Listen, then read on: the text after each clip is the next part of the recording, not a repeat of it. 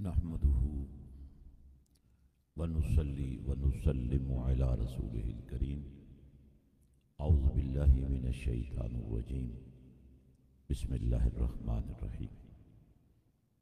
كنتم خير أمة أخرجت للناس صدق الله مولانا العظيم وصدق رسوله النبي الكريم الأمين بلغ العلا بكماله كشف الدجى بجماله حسن جميع خصاله صلوا علیہ وآلہ۔ انتہائی عزت کے لائق مہمانان گرامی اور میزبانان ذی احتشام، السلام علیکم ورحمۃ اللہ وبرکاتہ۔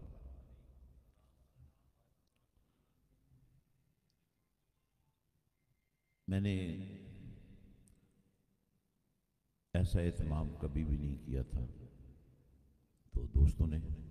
بڑی محبت سے نوازا ہے، اور یہ پہلی دفعہ اس طرح کی کوئی نشست انہوں نے منعقد کی ہے، اور میں ظاہر ہے ان کی اس محبت کو رد نہیں کر سکتا تھا۔ اس آج کی نشست کا جو انتہائی متبرک پہلو ہے، یہ کوئی رسمی دنیاوی یا شخصیت پرستی کا اکٹھ نہیں ہے، بلکہ میں کبھی سوچتا ہوں، میں ایک ٹاٹ سکول پر پڑھا ہوں، میں کبھی سوچ نہیں سکتا تھا کہ قدرت اتنا بڑا کام میرے ذمہ لگا دے گی، لیکن جب اللہ کی رحمت ساتھ دے تو مشکل کوئی نہیں رہتی۔ ٹاسک بہت بڑا ہے، لیکن میں نے دیکھا ہے آپ اپنا گھر بنانے لگیں تو بڑی مشکلات کے بعد آپ کامیاب ہوتے ہیں، لیکن جب آپ اللہ کا گھر بنا رہے ہوتے ہیں تو آپ کے لیے کوئی رکاوٹ نہیں رہتی۔ دیکھیں، اس وقت پاکستان انتہائی مشکل حالات سے گزر رہا ہے۔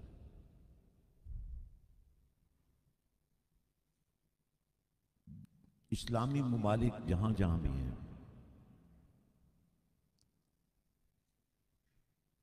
وہ مخصوص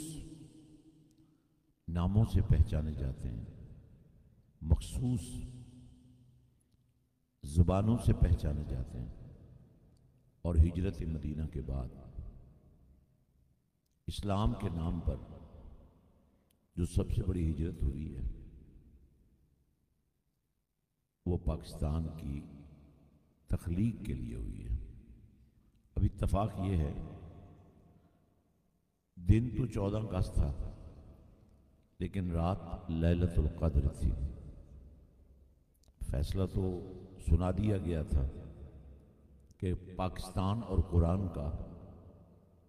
تعلق کتنا ضروری ہے۔ ہم میں سے بہت سارے لوگ قرآن نہیں پڑھ پاتے، اور اگر پڑھ بھی لیں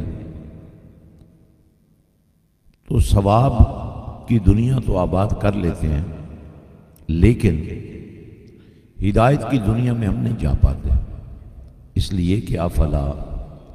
یتدبرون القرآن کا بار بار تکرار موجود ہے کہ قرآن پڑھنے والوں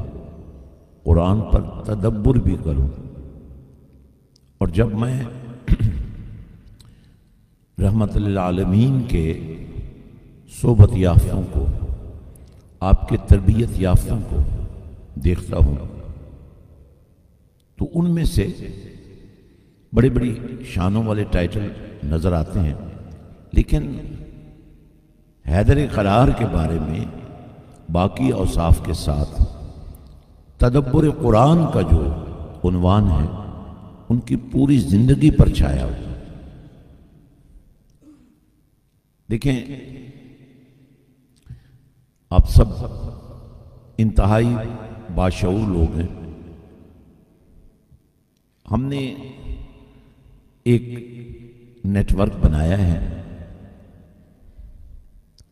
اور یہ نیٹ ورک جو ہیں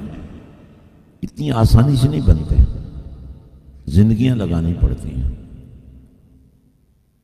اور اس کے جتنے بنیادی تقاضے ہیں الحمدللہ وہ پورے ہو چکے ہیں۔ جس حسینیت کا آپ ذکر سنتے ہیں اس کی ایک عملی شکل، حسینیت کا ایک قلعہ، میری جتنی بساط تھی اس سے بڑھ کر میرے پروردگار نے میری مدد فرمائی۔ بہت سارے ساتھی جو اس وقت یہاں تشریف فرما ہیں ان سے آج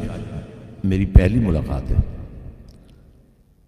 لیکن میں اسے بھی اللہ کا احسان سمجھتا ہوں کہ اگر آپ میں سے کوئی شخص میری طرح سوچ رہا ہے اور میری سوچ کو اپنی سوچ قرار دے رہا ہے تو میں آج کے اس دن میرے پاس جو لمحے ہیں، جو میں نے اس سے پہلے کر لیا ہے، میں وہ آپ سب کی نظر کرتا ہوں۔ آئیں ہم پاکستان کو اسلام کا قلعہ بنائیں، آئیں ہم اسلام کے چشمے کو لوگوں کے لیے سر چشمہ بنا دیں۔ لوگ ترس رہے ہیں، لوگ تڑپ رہے ہیں، اسلام کو دیکھنا چاہتے ہیں، اسلام بننا چاہتے ہیں۔ حضرات، چند کلام مجھے اس لیے بھی کرنے ہیں کہ نبی